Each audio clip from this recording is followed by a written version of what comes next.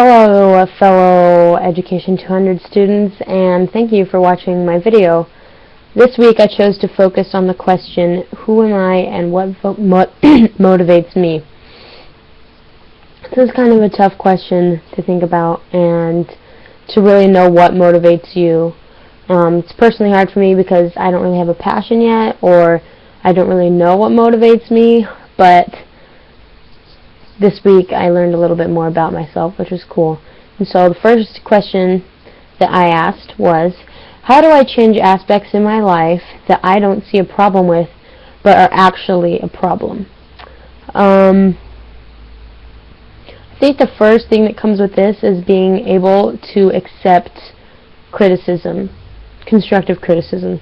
People who are coming to you and telling you the things that you're doing wrong, like maybe you watch too much TV, or maybe I watch too much TV, or maybe I'm not using my time wisely, and I think the best thing to do with that is just to accept what people are telling you and not to get all defensive and know that they're actually trying to help you, they're not trying to bring you down. That, I think, is the best way that you can overcome these problems, because if it's hard for you to see them in yourselves, the only way you're going to know that you have these problems is if someone else tells you about them.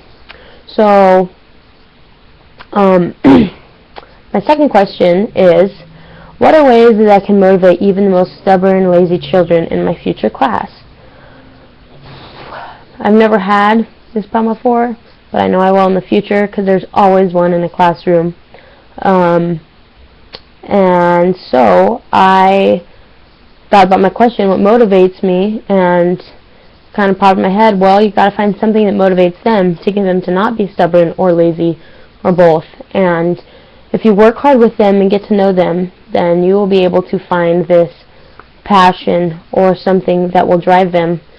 Another easy way to do this is maybe to present goals to your class, like for accomplishing homework on time, give them a treat, or make them work towards something, and maybe that will motivate them to do their homework or motivate them to learn more. And if they're stubborn, the only thing I can think of is just being patient and maybe talking to the parents, asking them for help, because you can't do it all on your own. You're not with a kid 24/7. So patience is a big one in the stubborn area of children. Which brings me to my third and final question, which is, how can I keep my patience when dealing with tough situations in the classroom? I found a couple scriptures that went along that helped me answer this, and the first one talks about, it's in D&C 98:25 through 26. Basically what this says is, as many times as your enemies keep pounding on you, or in this situation, as many times as the situation gets hard, or there's a kid who keeps acting up, just take it with patience, take it with peace, and try to make the situation better. Try to correct what's wrong, and don't just blow up at the kid. Just take it and be peaceful about it. Which brings me to my second scripture that I found, which is in D&C 105:40, and that just talks about being a peacemaker and trying to make everyone around you happier. Yes, to make everyone around you happier, and that can be like a pre-goal, so you don't run into these situations as often.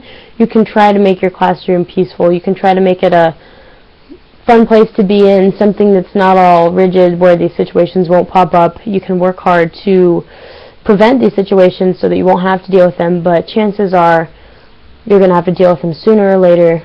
So it's always good to be prepared, but it's also good to prevent. So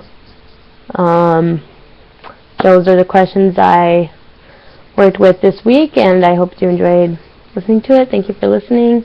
Have a good day.